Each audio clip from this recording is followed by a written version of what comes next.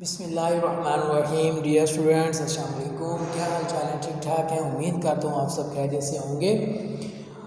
अल्लाह ताला आपको अपने हिफ्ज़ व अमान में रखे। टीचर्स के लिए दुआएं करते रहा करें और अच्छा सा पढ़ते रहा करें। ठीक है, आज एक नए लेक्चर के साथ, lecture number 9 physics unit number 3 9th class, मैं आपकी खिदमत में हाजिर हूँ।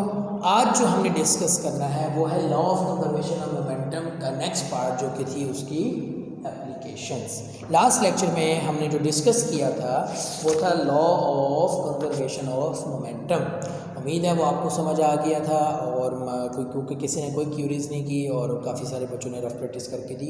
इसका मतलब ये हुआ है कि आपको टॉपिक समझ आ गया। अब वो टॉपिक समझ आ गया तो एक मतलब फिर रिवाइज कर देते हैं थोड़ा सा। हमने जो डिस्कस किया था, हमने कहा कि जो मोमेंटम होता है किसी भी सिस्टम का, वो डिपेंड करता है उसके मास पर और उसकी वेलोसिटी पर। फिर हमने डिस्कस किया कि सिस्टम क्या होता है। हमने कहा जो भी bodies with in a certain boundaries होती हैं उसको हम क्या कहते हैं? सिस्टम कहते हैं। फिर हमने कहा अगर सिस्टम होता है तो फिर एक आइसोलेटेड सिस्टम होता है। वो ऐसा सिस्टम होता है जिसमें कोई एक्सटर्नल फोर्स जो है वो इंटरेक्ट ना कर रही हो, तो फिर उस सिस्टम को हमने क्या नाम दिया? आइसोलेटेड सिस्टम का नाम दिया। ठीक है, और फिर हमने कहा कि अगर कोई भी अनबैलेंस फोर्स एक्ट ना कर रही हो उस सिस्टम पर, तो उस सिस्टम का जो मोमेंटम है वो क्या रहता है? कांस्टेंट रहता है और ऑलवेज कंजर्व फॉर्म में रहता है।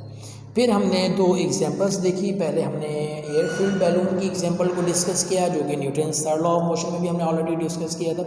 और फिर हमने दो स्फीयर्स लिए जिनका मास था m1 और m2, और हमने उनकी भी एग्जांपल डिस्कस की जिसमें मास m1 जो है वो वेलोसिटी u1 से मूव करता है और m2 जो है वो वेलोसिटी u2 से मूव करता है। और फिर हमने कहा कि u1 की जो वेलोसिटी है वो ग्रेटर है u2 से, then definitely it will be approaches the mass m2 और वो फिर उसको स्ट्राइक करेगा, हिट करेगा और वहाँ पे उनकी कोलिजन होगी। फिर हमने कहा इनिशियल मोमेंटम जो था वो था m1 u1 और m2 u2, और टोटल इनिशियल मोमेंटम को ऐड ऑन करेंगे तो m1 u1 plus m2 u2। और फिर हमने कहा कि final momentum of the system, अच्छा जब वो कोलिजन होगी तो उसकी वेलोसिटीज़ में कोई ना कोई चेंजेस आएगी। उस चेंज को हमने u1 को ट्रांसफॉर्म कर दिया v1 के साथ और u2 को हमने शिफ्ट कर दिया v2 के साथ। तो फिर हमारे पास जो उनका फाइनल मोमेंटम था वो था m1 v1 और m2 v2। ठीक है, फिर फाइनल मोमेंटम हमने डिस्कस किया वो था m1 v1 plus m2 v2। और फिर हमने कहा कि लॉ ऑफ कंजर्वेशन मोमेंटम के according before collision the momentum and after collision the momentum of a system is always conserved and equal, so m1 u1 plus m2 u2 should be equal m1 v1 plus m2 v2।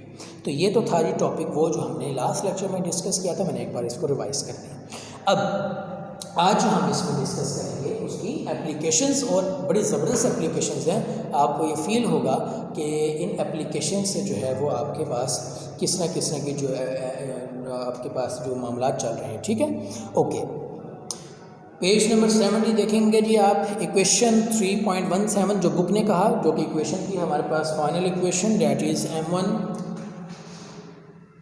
u1 plus m2 u2 is equal to m1 v1 plus m2 v2। ये equation थी, बिल्कुल ये थी। Okay, उसने कहा ये equation momentum of an isolated system before and after collision remain the same which is the law of conservation of momentum.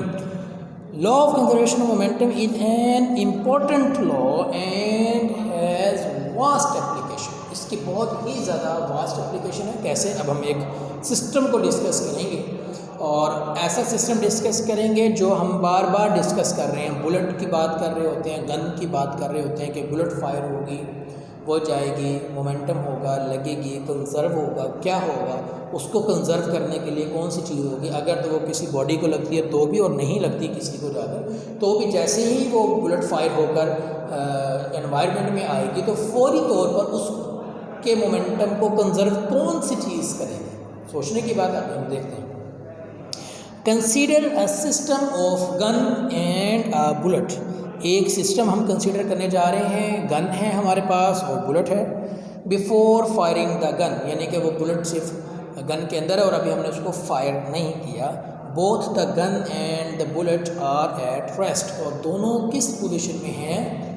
Rest position में। So the total momentum of the system is 0। तो total system क्या होगा? Momentum जो होगा total system का वो क्या होगा? 0 होगा। ये बिल्कुल ऐसे ही है जैसे हमने लास्ट लेक्चर में देखा था कि एक स्फीयर और दूसरा स्फीयर अभी वो स्ट्राइक नहीं किया, हिट नहीं किया, तो बिफोर या एयर फिल्ड बैलून वाली याद होगा, जब तक हमने उसको फ्री नहीं किया तो एक सिस्टम का हिस्सा ज़रूर है। Air is trap in a balloon, तो हमने कहा सिस्टम का जो मोमेंटम है वो क्या है? 0 है, क्योंकि there is no moving moment और moving air. Okay, similarly a gun and a bullet, जब तक बुलेट गन के अंदर है और वो फायर नहीं की गई तब तक उसका जो मोमेंटम होगा इनिशियल वो क्या होगा? 0 होगा। ठीक है, so the total momentum of the system is 0 as the gun is fired. जैसे आप गन को फायर करते हैं तो आपने अक्सर ये चीज़ नोट की होगी कि जैसे नॉन ट्रेन पर्सन करते हैं तो वो यूँ करते हैं तो एकदम झटका लगता है, और अगर वो बड़ी कोई बंदूक करते हैं तो वो यूँ चौकी में झटका लगता है ना।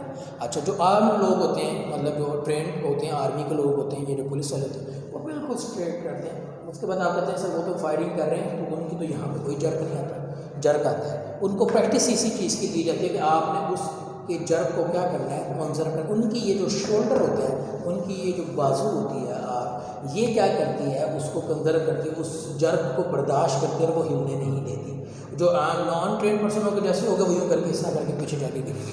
इसका मतलब हुआ कि जैसे बुलेट फायर होकर आगे की तरफ जाती है तो उसके कंजर्वेशन में गन जो है वो कहाँ जाती है? पीछे की तरफ जाती है। जैसे कि बैलून के अंदर एयर इस तरफ जाती है, छोड़ने पर बैलून किस तरफ जाता है? इस तरफ जाता है। मेरी बात करना चाहिए। अब होता क्या है? आप कहेंगे सर बैलून तो फौरी तौर पर वो जाके दीवार में लगा, गन ऐसे नहीं करती। असल में क्या होता है कि गन का जो अपना मैस है वो भी बहुत ज़्यादा है। जब उसका मैस ज़्यादा है तो वो जैसे मोमेंटम उसको मिलता तो है, लेकिन उसकी वेलोसिटी ऑटोमेटिकली क्या हो जाती है? कम हो जाती है। अब आप कहेंगे कि सर जिस स्पीड से बुलेट उस तरफ जाती है उस स्पीड से फिर गन क्यों नहीं इधर जाती? क्योंकि बुलेट का मैस कम, मोमेंटम एक है, P=mv, मैस कम, वेलोसिटी ज़्यादा। ओके, अब वही मोमेंटम किसको मिल रहा है? गन को, इन ऑपोजिट डायरेक्शन। लेकिन मोमेंटम वही, लेकिन क्या हो गया? मैस ज़्यादा हो गया तो ऑटोमेटिकली वेलोसिटी क्या हो जाएगी? कम हो जाएगी, इसलिए वो एक थोड़ी दूर तक ही जाती है या एक जर्क ही लेती है। ठीक है, ओके जी, देखते हैं, रीड करते हैं। कहते हैं as the gun is fired bullet shoots out of the gun and acquire momentum. Okay, to conserve momentum of the system the gun required, इस पीछे की तरफ जर्क करने को, झटका खाने को क्या कहते हैं? गन का required. Okay, according to the law of conservation of momentum total momentum of the gun and the bullet will also be 0 after the gun is fired. अब सिस्टम तो ये कहते हैं कि बिफोर एंड आफ्टर क्या रहे? Same रहे। तो इसका मतलब ये हुआ कि जब तक गन में बुलेट थी और हमने फायर नहीं किया तब तो ओके रेस्ट में है, हम कहेंगे 0 है। लेकिन अगर जब हमने कर दिया तो वो फिर जो मोमेंटम जनरेट हुआ हम कहेंगे वो भी कांस्टेंट ही है। मतलब जितना बुलेट इधर गई तो उतना ही गन समझो इधर चली गई तो वो कंजर्व हो गया। अब देखते हैं, the total momentum of the gun and the bullet will also be 0 after the gun is fired. जैसे ही गन क्या होगी? फायर होगी। ठीक, लेट अब हम ये डिस्कस करेंगे कि एम यानी एम कौन सा m? Small m, small m कौन सा m? Small m. Let m be the mass of the bullet and v be its velocity. Small m जो है वो क्या है? mass of the bullet है, and small v जो है वो velocity of bullet है। और कैपिटल M जो है वो मैस ऑफ द गन है, क्योंकि capital M stand for heavy mass है ना एज कम्पेयर टू बुलेट। और कैपिटल V हमने क्योंकि डिफ्रेंशिएट करना था तो हमने दो सिंबल्स स्मॉल m और कैपिटल M और small v and capital V। V be the velocity with which it's required. Okay, अब सिस्टम क्या कहता है कि total momentum of the gun and the bullet after the gun is fired will be, क्या होगा? Capital MV plus MV after the gun is fired. ये किसका momentum होगी? गन की। और ये किसकी होगी? बुलेट की। बात फॉलो कर रहे हैं? ये गन का मोमेंटम और ये किसका मोमेंटम है जी? बुलेट का। कब? जब फायर करती है। और पहले क्या मोमेंटम था? तो पहले तो था जीरो, क्योंकि ना बुलेट मूव कर रही थी ना ही गन मूव कर रही थी, इन दोनों का जीरो था, जीरो प्लस जीरो। तो according to law of conservation of momentum क्या होगा? Before final momentum is equal to initial momentum of gun and bullet before fire of gun and bullet after fire. तो वो क्या होगा जी? वो क्या होगा जी? फाइनल मोमेंटम क्या है जी?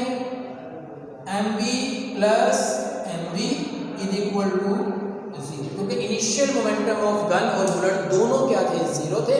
और फाइनल मोमेंटम जो गन का था वो कैपिटल MV और बुलेट का था MV, जो गया M मैस एंड वेलोसिटी। ठीक है, mass of gun and mass of velocity of the gun, mass of bullet and the velocity of the bullet. ठीक है, यहाँ तक बात समझ आ गई।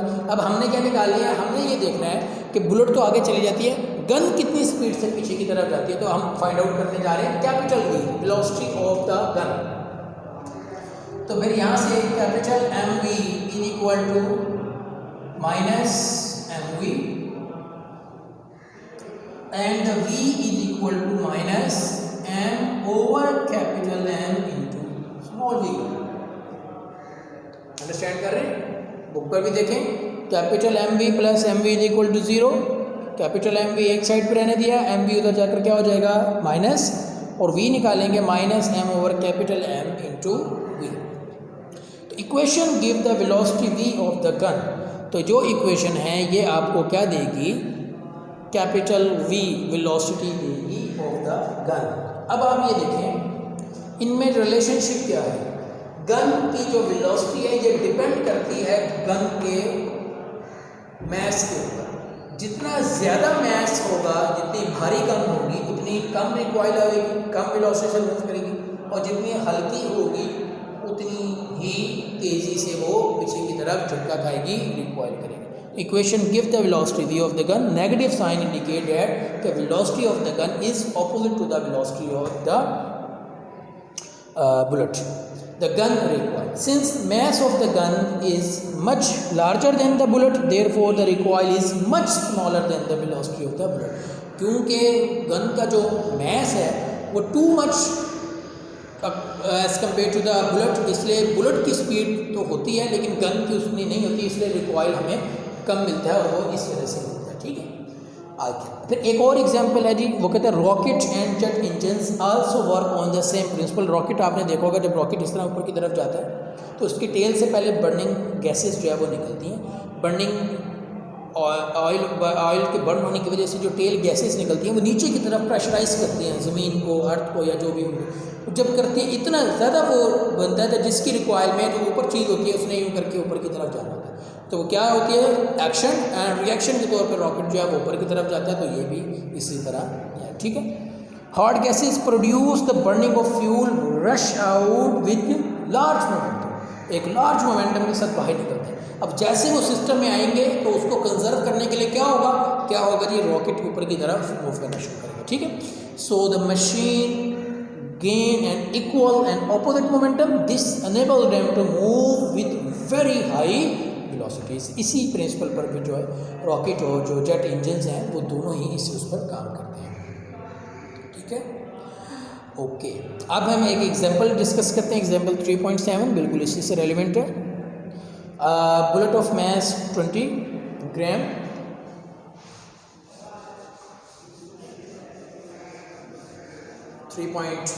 7 एग्जाम्पल हम देख रहे हैं जी। Small m is equal to 20 gram, it will be 0.202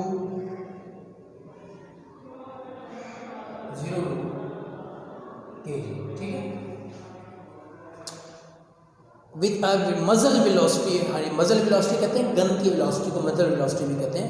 100 metre with नहीं is fired from a gun with a मजल वेलोसिटी 100 मीटर पर सेकंड, नहीं मजल वेलोसिटी कहते हैं बुलेट को, ठीक है। Small velocity 100 metre per second, ठीक है। Find the recoil of the gun if its mass is 5 kg। Capital M is equal to 5 kg और कैपिटल V वही जो हमने अभी फार्मूला ड्राइव किया वो फार्मूला करना, ठीक है। बहुत इजी है। अब हमें पता है according to law of conservation momentum क्या था, capital mv plus mv is equal to 0। हमने कैपिटल M निकालना था तो mv is equal to capital mv is equal to minus mv और v is equal to minus mv over capital M, ठीक है जी। तो वैल्यूज आप पुट करेंगे minus 0.02 multiply by small v 100 और डिवाइड बाय 5। जब आप इसको कैलकुलेट करेंगे तो आपके पास आंसर आएगा माइनस 0.4 मीटर पर सेकेंड,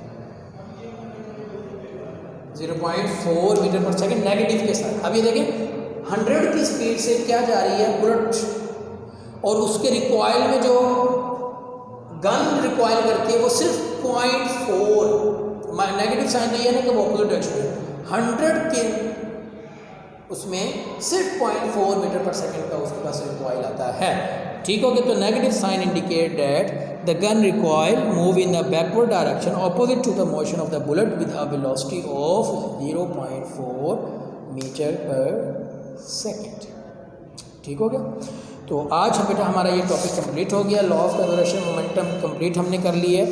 इंशाल्लाह नेक्स्ट लेक्चर्स या तो स्कूल में होंगे अगर स्कूल ओपन हो जाएंगे, और अगर ना हो सके तो फिर हम इंशाल्लाह अगला टॉपिक जो है वो फ्रिक्शन और कुछ न्यूमेरिकल्स के साथ डिस्कस करेंगे। उम्मीद है आपको आज का ये टॉपिक समझ आ गया होगा, और अगर कुछ क्वेरीज होंगी तो आप मुझसे पूछ सकते हैं, और दुआओं में याद रखिएगा और इजाज़त दीजिए।